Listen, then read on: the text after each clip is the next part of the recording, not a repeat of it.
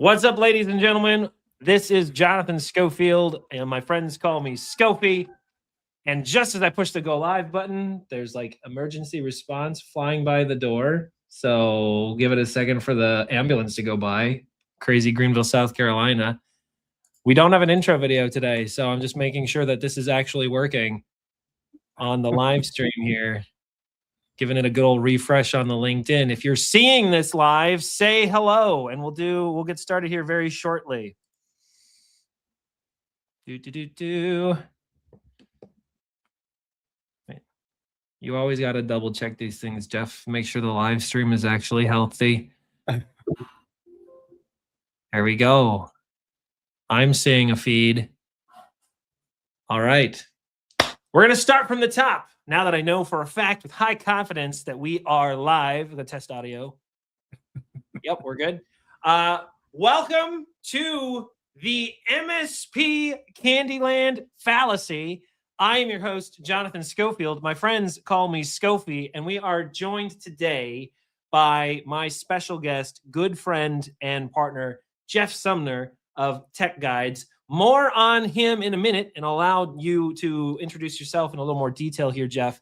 But just some housekeeping as we've got some people that are joining the live stream right now. Okay. So if you've never been on a live stream with Scofy before, this is not a death by PowerPoint situation. Okay.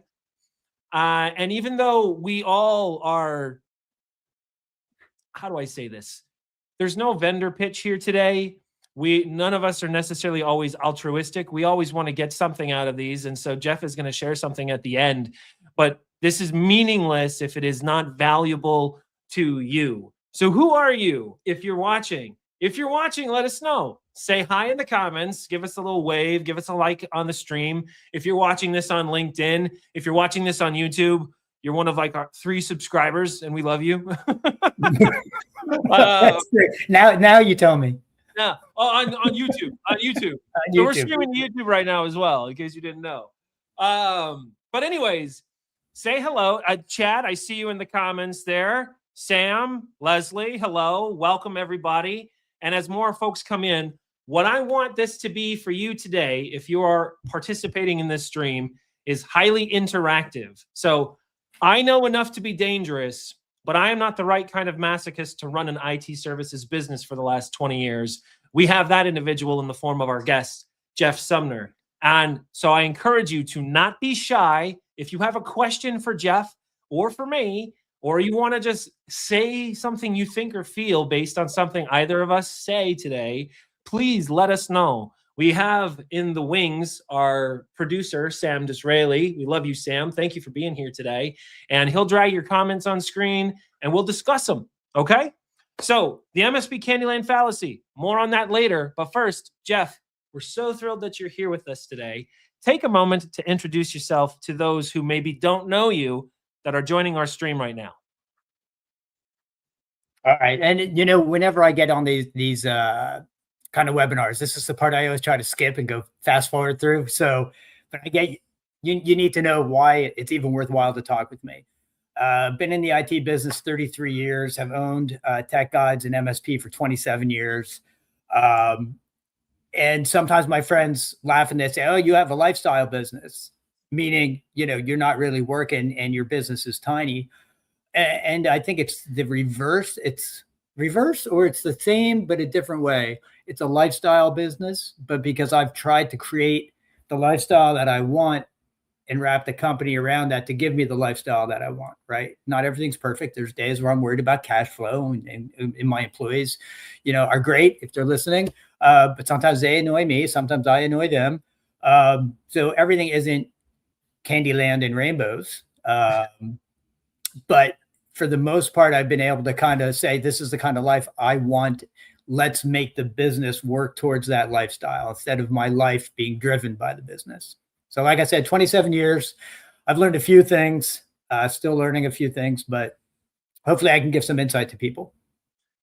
Well, and that's all I have to say about that. I don't just invite everybody to do a live stream with me, Jeff. And for those of you who know me, know that I try to make these as valuable and relevant as possible for you who are joining us. Jeff and I go back a couple years now, and I've had the privilege to see how he operates, understand behind the scenes a little bit why he makes some of the choices that he does. And one thing in just my limited experience in the managed IT services industry, I've seen some common threads that I see a lot of MSP business owners either struggle with or strive to achieve goals that for some maybe seem a little bit intangible or out of reach. And Jeff, I appreciate the humility that you're still learning. You haven't figured it all out, but I do see in you somebody who has been there, done that. You got a couple t-shirts, maybe a few closets full of them. And I think there's a lot of incredible value for anybody who joins us today.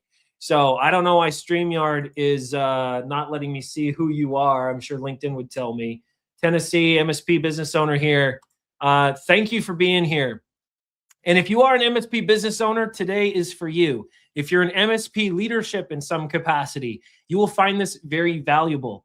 If you are a vendor or somebody that works in this space, though this is not directly for you, it is incredibly important for you to understand the status quo that your partners and your customers live and deal with every day. So I think you'll find a lot of value in this today as well. So I've got some questions for you, Jeff, and I just want you to use this as an opportunity to just share what's on your heart, okay? So we're going to limit your response for this first question to three things. Three things, okay. So if you could go back, you said 27 years, okay? Yeah. So let's give you the benefit of struggling through those first 3 to 5 years of getting like the foundational layers, your first customers, learning some of those basic lessons that every early stage entrepreneur has to learn. Let's say 3 to 5 years, you've got some revenue, you've got some customers, but you still have a boatload of crap to learn. You could go back in time and tell Jeff of 27 years ago, 3 things, only 3 things. What 3 things would you tell him? Don't get those salmon colored shorts. Not a good look. That's the first thing I would do. The second one is you can absolutely charge more than you're charging. I feel like that. And that happens every year. I feel that's number 2. And number 3, well, I did this, but I would still tell myself is hire people that you can trust. That seems like a no-brainer, but I feel like that's something some of my colleagues have struggled with. And by trust, I mean, well, you said to limit it, so I'll stop it. Well, you gave the 3. So the salmon colored shorts didn't fly for Jeff of 20 plus years ago, apparently. You can charge more than you think you can, and hire people you can trust. Do my spidey senses tell me that you've had some experiences with hiring people that you could not trust? No, your spidey senses are wrong. It's the opposite. I found that I've been really successful because I was lucky enough to surround myself with people that I could trust.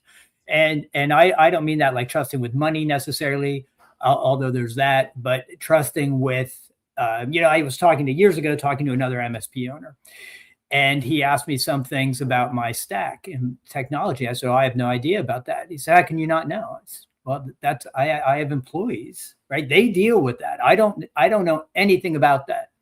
So that sort of thing, and I know one of the things, even MSPs that have a number of employees, the owner is still the one who makes all the like technology decisions, or when the crap hits the fan, it goes all the way up to him or her. And that doesn't really happen at Tech Guides. I only hear, I don't really, technology problems don't come up to me. Some client issues will come up to me, but technology issues never come up to me. I haven't done any technical work, cybersecurity aside, since 2006. And so that's another thing. I think you have to decide as an MSP owner, are you a business owner or are you a tech who owns a business? And either way, either choice is fine, but you've got to decide, because it definitely colors how you make decisions and what you do. Yeah. So Jeff, you've rubbed shoulders with a lot of your peers in the industry, potentially competitors as well. who have a similar or maybe identical business model, outsourced IT, cybersecurity, and now today, compliance, AI, and a host of other ways that your business services have evolved. But you just made an interesting observation. You know, are you a technologist or are you a business owner? I think every IT provider I've ever met who's in a leadership position or an ownership position has gone on that journey of understanding what it means to be one or the other and what's your identity. This idea of the accidental entrepreneur who maybe didn't necessarily begin with a business in mind or have any real idea of where it could go or if it would go. And then they've just by degrees made decisions that take them from where they were to where they are. If you were to talk to that IT business owner who is struggling to find their identity between technologist and business leader, what's your advice to that individual? Like, what would you tell them to help them find their identity in those two arenas? You know, and maybe I'll get some flack for this, but I think you've got to decide if tech is really your passion, then maybe running this business isn't for you if you want that business to grow, right? And that's where I might get some flack. I don't mean you can love your technology and own a business, but your decisions are going to be shaped by the fact that you just love technology and you're not focused on the business side, right? I think it's going to be constrained. It might give you a great lifestyle. You might be able to go on and sell it or pass it down to somebody else, all those things. But I'm focused on growth, right? I'm focused on moving ahead to the future. So that when you're come with it a business mindset, your decisions are different. It's always, how is this going to benefit the business? That's top of mind. How is this going to benefit the business? How is this going to improve? What's the cost of this? I feel like if you're not fully in that world, then you're not going to be able to take opportunities, and that's okay. But you're just understand that you're constraining yourself. You're shutting down some doors because you've chosen this other path. Again, that's right. Perfectly fine. No hate on that. But if you're like, hey, I want to grow, I feel you got to leave the tech side behind and give that to somebody else. Because the other part of that is, hey, couldn't I just hire somebody to run my business? You could, and maybe that'll shoot you to the moon. But I'm a big believer in you've got to have control's the wrong word, but you've got to have the guidance and the strategy, because the other side of that is nobody's going to care about each penny as much as you do. They can get really close, right? But if a penny isn't earned, you're the one who's going to feel that pain before they feel that pain. That's right. That's right. So, I don't know why StreamYard hates you, LinkedIn user. I'm sure you're a real person. But the choice of working on your business or in your business, hard to do both. Yeah, I mean, we've all heard that before, right? But Jeff, you make a good point. When you make a statement, I have not done tech work since 2016, you said? No, 2006. 2006. Okay. I don't know many MSP business owners that could say the same, that are in the similar demographic of IT business owner that you are. Some people maybe hear that and they're like, oh man, I would miss it. I would miss not having done any tech work. And that's okay to be a technologist and have technology be a major part of your passion. But when it comes to focusing on growth, our producer, Sam, who is, we were pre-gaming a little bit before we went live. We were talking a little bit about this. He expressed some of the similar things. It's like, I can't be everything at once. You can't do everything at once. So there comes an existential moment, I think, in every business leader's, identity journey. It's like, well, what am I? What am I? Am I a technologist, or am I a business owner that's focused on growth? What do I want out of this experience? Where do I hope to go on the other side of it? So go ahead. That's not to say that you can't go into offshoots, right? So AI and automation is a great example of an offshoot. So we've been doing that. We've been doing automation since I look back. We've been doing automation projects since about 2017. But AI only in the last year. I was telling you, we have a 2-man division fully devoted to AI and automation, but I'm helping them do the sales right now, right? So I've diverted some of my energies into that. But the goal is, it's kind of like when you plant a field and there's a new field that you're planting, if I'm going somewhere with this analogy, I might be the one nurturing that, but then I want to be hands off once it's, grows a little bit. That's right. And so that's really where that is now. It's kind of doing its own thing. The guys know what they're doing. The division, they actually know what they're doing, but from the sales side, other guys are now able to sell those products and services. So I can kind of step back a little more and strategize. So I want to reframe a little bit as we transition kind of into the general theme for today, the MSP Candyland Fallacy. What the heck do we mean by that? What is the conversation around that? But those of you who have been hanging out with us for the first 15 minutes, and by the way, the plan is to go about 35, 40 minutes tops. So we've got a good chunk of time left to hang out. But you've heard Jeff share some things already. You've heard me shoot off my mouth on a few things. What do you think? Do you agree? Do you have anything you'd like to add? Or is there a burning question in the back of your brain? And Leslie, I do see your question. I want to bring it up here. Oh, Sam already did. Let's tackle this that Leslie brought, and then we'll kind of reframe and talk about the MSP Candyland Fallacy and keep trucking. What's the one thing MSP owners think they want from an MSP that's actually the wrong ask? So I'm assuming what you're saying is the customer is asking for this thing from their MSP, but it's the one thing that is a misguided request. Interesting question, Leslie. Jeff, what's your take on this?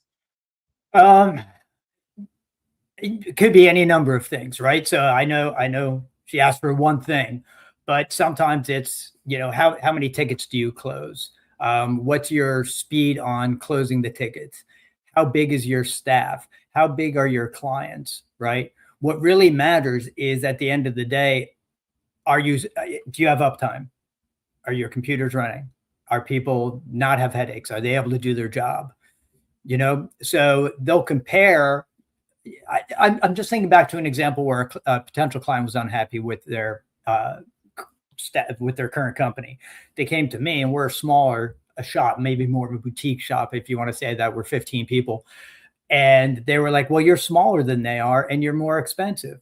And I said, well, you're not happy with the job that's getting done right now. We can do it. I would not try to have you as my client if we can do the job. So that they were asking, the whole thing, they were caught up on size. Totally the wrong question to ask. And then they were caught on price. That's another question that SMB people, I think, sometimes get caught up on. And I think as an industry, sometimes it's a race to the bottom. How cheaply are we going to offer this stuff? But the real question is, it always comes down to value, right? And that gets back to where I said you can always charge more if you can show the client what the value is. So, and I tell vendors that all the time. I say, I'm not saying that what you're offering me isn't a fair price, but you're not giving me the value that I need. It's not worth it to me. So that's what the clients need to be asking, is what I am charging them. Is it worth it to them? What's the value? Yeah, if I was going to take a crack at answering Leslie's question, it very much reaffirms what you were saying, Jeff. I think the one, like, customers ask about price like it's the thing that's going to determine their decision. And a lot of times you'll hear a customer or a prospect tell you, oh, that's too expensive. Or they say, I can't afford that. And right. almost never is that the true objection. Their mouth will say price. They will, their words in that email will say too expensive. But the true reality of the reason they're not buying from you is something else that they are too afraid to disclose to you, or that you just have not asked the right questions. And but they think at, like, well, this is a quick way for me to end the sales conversation and exit the buying process, right? You gave me a number that gave me sticker shock, so end of conversation. It makes decision making for the buyer so easy. Oh, I can never get $8K a month approved for managed IT, so that makes it easy for me to say no, move on with my life. Right. The thing that they really need to be focused on is what you said, Jeff. It's like, what's the outcome? What's the value? And your example that you provided of a customer who objected to price, but you correctly pointed out, Well, you're getting great price right now. Right. You're getting a great price for terrible service right now, right? Yeah. Like, so what's most important to you? Is it really the dollars you spend? And converting that conversation from IT as a cost center into no, IT and cyber are actually revenue scaling levers that you invest in, that you could pull on those levers to accelerate growth. And that's a hard shift to take the mind of the MSP customer or prospect from, Right. well, line item in the budget to, no, this is a strategic decision that's in my best interest. Great question. All right. As we continue on, I want to reframe here. Sam says, I've closed deals where the client agreed to pay 3x what they're paying because they knew they'd get better value. Yes. And that's awesome to hear, Sam. What that tells me is you're leveraging business acumen in the sales conversation over technical acumen. The assumption is that an MSP has technical acumen. You don't need to impress your prospects with your technical prowess. Number one, they don't care. Number two, they assume it's there already. It's like if you were to walk into a doctor's office, you would assume they have a general understanding of human anatomy, right? I don't like, oh, can you prove to me that you know more about the human body than me? No, I assume that you do, right? Anyways, great. The MSP, go ahead. I was just going to see, Leslie was asking to that question about how you can defend pricing, because sometimes it's hard to do when the client's just looking at value. And the thing on that is, everything that you just said, but also it's where are your clients coming from, right? So we do almost all of our marketing and sales focus is on, you can call it word of mouth, but it's really networking, right? I don't do outbound sales. I don't do any of that. And it's not just asking clients for referrals. It's finding the people who are the connectors, be they clients, be they vendors, be they colleagues. People who can connect you with other people, right? Once you get into those groups and really nurture that, that's going out with them, having a cup of coffee with these people. That's seeing them face to face. As much as as Scofie knows, I don't usually go on camera, and I like just to be on my phone. Don't like to have meetings. I'll go face to face with people all the time because that's still how you build relationships. Once you get introduced, I think we all know this when we do have introductions at Tech Guides, we just do it a lot. When we're introduced into somebody, a lot of that trying to defend your value goes away, or defend your price goes away because you've been recommended to them. 100% echo that. I love your question, Leslie. How do you defend price? I'm going to challenge it a little. You should never have to defend your pricing. Your pricing is not a thing that requires defense. It does require, now you'd be like, what do you mean? My prospect just told me they can't afford me, and that's the reason they're not going to buy, or at least that's the perceived reason, or the thing they told me and the reason they're not going to buy. You wouldn't walk into a high-end steakhouse, right, and then get your bill for a Wagyu beef, clean cut of meat that's highly sought after, and try to negotiate with the restaurant. It's like, oh, this is an $85 steak. Well, I'll give you $45. No, you elevate the conversation. Like, no, my costs are my costs as a service provider. You don't go to a lawyer and negotiate their hourly rate. They tell you what the price is. You don't go to a surgeon. You don't go to a surgeon that has highly specialized skills and say, I'm willing to pay you X for a triple bypass. That's not how it works. So and Sam's note about justification and explanation, it's not even just justification, it's changing the conversation entirely, okay? So have you ever spent money? Have you ever spent too much money on something, anything, and you were absolutely thrilled that you did, right? Have you ever overpaid for something, right? And you did it enthusiastically? I would wager a guess you probably have. You probably have. And why? Why? Because the marginal benefit that you're getting exceeds the marginal cost of what you're going to pay. Yeah. Okay. So I love that. I love that, Sam and Leslie. Thank you. Yeah, I mean, that gets to, just really quickly gets to, and you have to know your potential client, right? Sometimes pricing too low, or even the current pricing that you're doing, is going to turn them away. You price higher, and that's with the Fendi, Coach, and Porsche, right? You price up higher, your value moves up with that price. That's right. You have a much higher perceived value just because you came in out of the gate with a higher price. Yeah, yeah. So money should never be the reason you lose a deal. Okay. Now, if you're like, I don't understand what you're talking about, my calendar link is on my LinkedIn profile. Book 30 minutes with me, and I'll tell you all the reasons why. That I could teach you a whole course on that specific question, Leslie. It's a great question.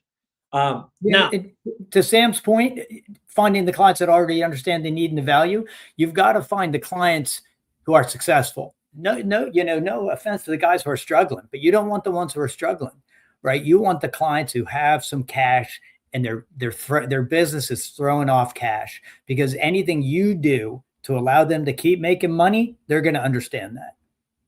So actually, the last thing I'll pin on that before we kind of transition, because hard to believe we're already running up on the top of the hour. So I've had people tell me, challenge that, like, what do you mean price is not the reason I lost a deal? I can literally point to 3 deals last quarter that I lost because of price. And then I say, all right, let's triage those together. Let's open up your quotes. Let's open up your CRM, and let's take a look at them. And then 9 times out of 10, the observation that I make when that was the reason they bought was actually not the reason, or the reason they lost the deal. They were selling to a bad fit customer, right? It's like, no, you just told me your ideal customer is a 50-person law firm, and this person was a 3-user nonprofit. And of course, so you didn't lose the deal on price. You lost the deal because you were selling to someone who isn't your ideal customer, right? Or another reason might be you think you're selling to an ideal customer, but you're selling to the wrong person at that company. And one of the biggest deal killers is because you have a seller over here selling to the non-decision maker, right? And this person positions themselves as a decision maker. It's like, well, I deal with all the IT stuff in the office, so I'm the one that you need to talk to. Well, you really look at it, that person isn't the one who's cutting the check. They're not the one who's signing the contract. And if you never get audience, you never get a seat at the table with a true buyer, then this person might say, oh yeah, I can never afford that. When the truth is, this person may not necessarily have the real influence or understand the business the way that you need to gain access to the right people. Anyways, so you're right, Jeff. You're right. Something on that is I find that sometimes employees of my company, employees of the other companies, not the decision maker, right, are, sometimes, oh, we can't charge for that, they're never going to pay. Or the buyer, not the decision maker, might be like, well, that's too much money. You have no idea what the guy or the woman up in the corner office, what's a large amount of money to them. That's right. A $15,000 XYZ that's going to solve a problem might be peanuts to them. That's right. You have no idea. So I'm going to force a pause on this conversation because we need to start transitioning towards the end, believe it or not. And I'm so thrilled for those of you who have hung out with us for these 30 minutes. The premise of the MSP Candyland Fallacy, you might be like, I haven't seen the tie-in to the Candyland analogy the entire time y'all have been talking. If you've ever played Candyland, there's this special spot on the board, that if you're lucky, you spin the arrow and you get the right color, it takes you to what's called the Rainbow Bridge. Those of you who have kids, maybe you've played this in recent past, maybe you remember from your own childhood, but what does the Rainbow Bridge do for you? You jump over like 40% of the board. It's something stupid. You skip way ahead. You're like a third of the way from ending the game just by luckily landing on that fast track. And one of the things that I am frustrated with in the MSP industry constantly is you've got vendors and subject matter experts and and coaches and consultants and all of these people who come in and say, well, if you only did X, you would jump ahead. If you only did Y, you would jump ahead, and you would be that much closer to Candy Castle. And they give you this promise. They give you this promise that if you only, do the thing, you can shortchange the blood, sweat, and tears required to build a successful business. And for me personally, I find that really frustrating. And from my perspective, Jeff, you know me, I spend so much of my time working with folks from a sales perspective, business development, building channel programs, all of that stuff. And in my world, there's so many people promising the moon. And the reality is there's no shortcut. And Jeff, I think you've learned that, but you've learned to also build systems that sustain the systematic growth to help you live the lifestyle you want, build the business that you want, and then take it to that next level. So as we kind of wrap up and then give a little bit of a plug for some of the stuff you're doing here, Jeff, thoughts on the MSP Candyland Fallacy. Is there that square on the board that MSPs are just not lucky enough to land on, that they should be trying to land on? Or what would you suggest they get to Candy Castle? Well, a bunch of things. One is, like we've already talked about, you've got to, if you want to grow, if you want to get to Candyland Castle, whatever that is, right? You have to reframe your thinking from a business standpoint. I think of something, I've been on the soapbox before. I think a lot of MSP owners do not think about themselves and their family when they're making decisions, right? They're like, oh, my clients will never do this. They won't go for it. Oh, my employees won't do this. They won't go for it. What about you? What about your family, right? Are you missing family events? Why are you missing family events? I started, my older kids were very young or even not born when I started, and I wanted to spend time with them. So it was like, okay, the decision is I need to be able to spend time with them. What do I have to do back over here? So you have to decide what's important, right? Is your employee getting upset because you changed a piece of technology? Is that important that they'll get upset? Oh, they might leave.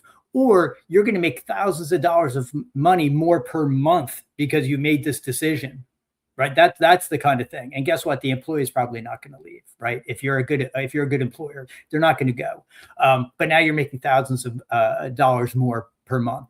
That sort of thing. You have to just keep thinking what actually is my goal and work back from that. Another thing is stop learning at some point, like put a pin on your learning and actually do the stuff that you've learned. And then another thing is that I think we were talking about this before, there's some stuff I need to do right now that I don't want to do. I've got to do it, right? I think most MSP owners already know what they need to do. Start doing that and then say, okay, now I've gone as far as I can. Let me reach back out to those coaches and consultants and those experts who can now help me now that I've gotten to this point. Right. And it might be you could be at varying stages. Technology wise, I'm fine. I'm going to keep going and do my thing. I don't need any help. Sales, I need a little help. Or it's the reverse. Sales, I'm great. We got a great engine. I need some help on the technology side. So, yeah. I wonder how many. Did that get? I think it did. I'd be very curious to know how many people watching were expecting Jeff to lead with family and like this idea of work-life balance. I think a lot of people would probably not expect that because they're probably hearing like, oh, I need to work more. I need to work harder. I need to do more things. And you just said, you actually need to protect those things that are most important. And I think I agree with you because I have seen business owners take, and if he's watching, I say this with all the love and respect in the world, because I know it came from a place of love. But I remember I was riding in the SUV with an MSP business owner after an event that I was helping with, and his cell phone rings, his personal cell phone rings. And he was on speakerphone. I wasn't trying to eavesdrop. I was in the passenger seat. And I heard this business owner of a multi-million-dollar MSP basically take a support call from one of his clients on this drive. And I get, and I listened to him, and man, clearly these two had a very personal relationship, have known each other for years. This guy on the other side of the phone, his customer, was dealing with a personal IT issue, right? Something related to the iPhone update, just like wiping out a bunch of his contacts. And what was interesting, I'm listening to this, it was a personal IT issue. It was not in scope of typical managed IT relationship. And he took this call, spent 25 minutes talking to this guy, got off the call, and then escalated it to his senior engineer. Said, hey, I need you to take care of this after this. And then when he was done talking, I said, hey, does this happen all the time? Where your personal cell phone is getting called for IT support, for personal residential IT support? He's like, more than I wish it did.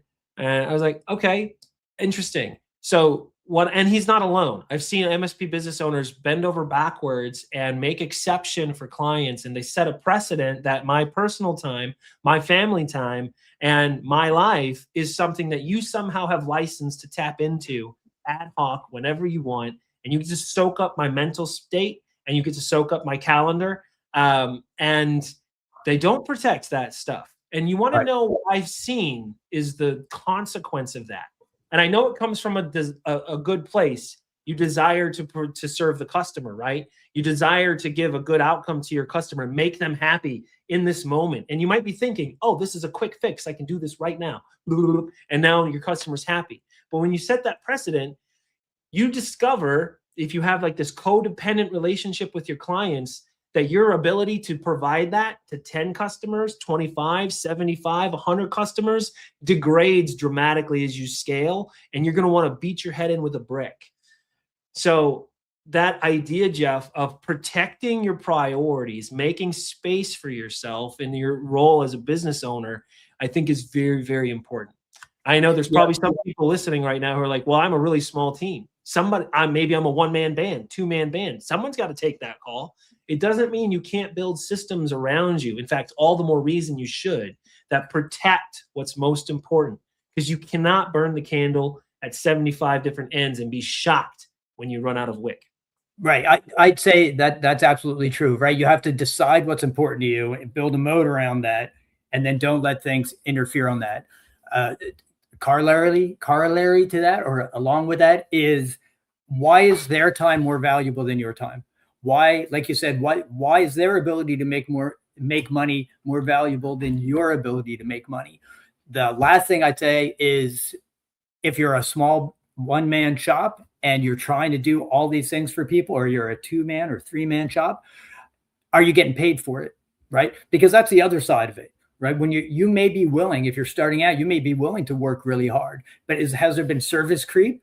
And now, you gave them, these are the hours that we are, and they call you outside of those hours and you're not charging extra. Well, why not? Well, they would leave me. Would they though? And I suffer from that too. Every year, when you do rate increases, but why? Why does the MSP industry have a problem with money? We shouldn't, because your clients don't.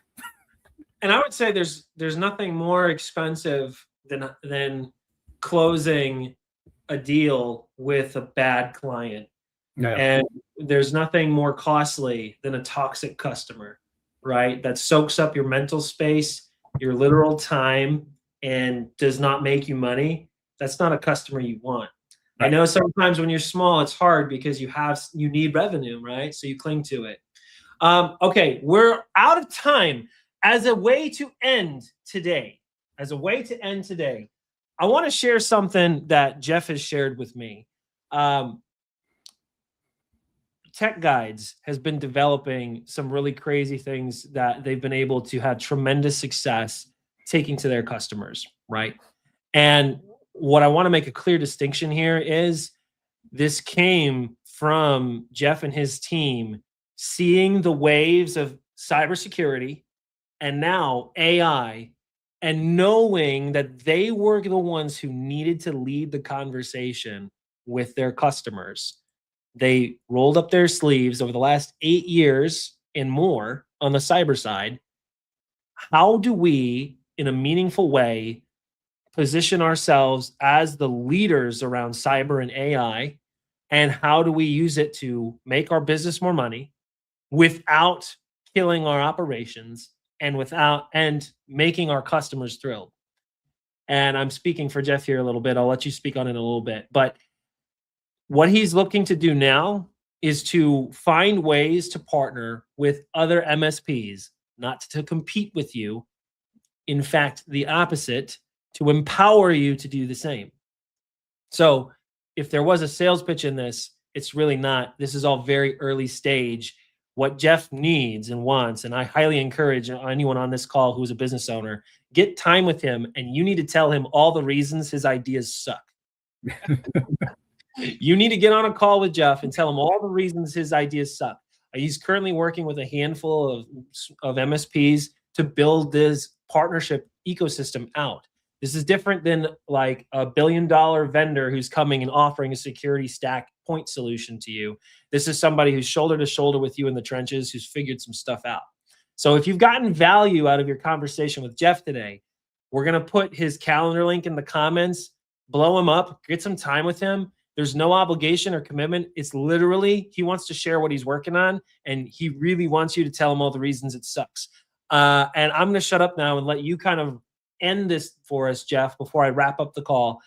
What are the 3 reasons an MSP should reach out to you, and what's the best way for them to reach out to you?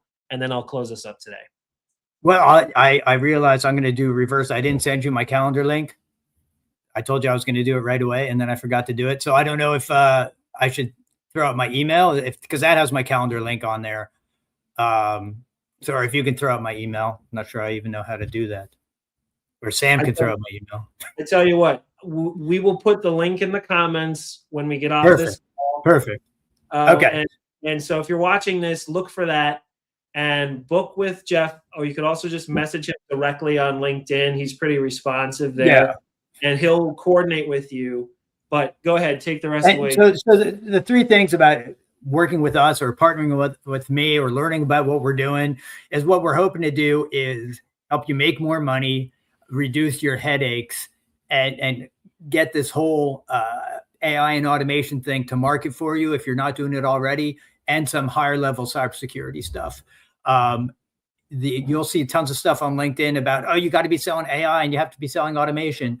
It's harder. We're ahead of where our clients are, right? But we figured out some things about how to meet them where they are, or kind of bring them along gently. So then they go, oh yeah, now I want to do some things with you. And we've created some really neat things with cyber security and AI and automation that's recurring, right? That's the holy grail in our world. And we've got some of that. And I'd love to sit down, if you guys say, once you tell me what ideas are great, what ideas aren't, move forward and help you sell our services so you can make some money and keep the client happy without you having to put all the money and investment that I did on the AI side. So, yeah. And I'll tack on to that. Thank you, Sam. I know you've been putting Jeff's LinkedIn link here, and I just put it on LinkedIn in the comments. I have a love-hate relationship with AI right now in our industry, in the MSP industry specifically, right? The love I have for it is through my own personal experiences and seeing the applications that some of my partners and connections and peers have successfully rolled out AI somehow, some way to their customers is absolutely amazing. Some of the things I've seen, some of the things that a lot of us were not capable of 6 months ago. It's absolutely changing so much about our space. The hate part, here's the hate part, okay? So love, hate part. If you struggled to build revenue as an MSP business owner before AI isn't going to fix that for you, okay?